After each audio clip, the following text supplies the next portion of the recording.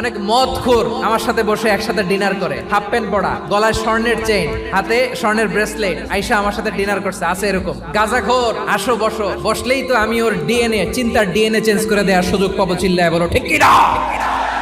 আমার অনেক হিন্দু পরিচিত ভাই আছে, ওরা আমাদের ইফতারির প্রোগ্রামে এসে একসাথে ইফতারি করে। বিশ্বনবী ইহুদির বাড়িতে গেলেন, আর আমার মুসলমান ভাই আমার কাফের বলে, এরকম আছে না নাই?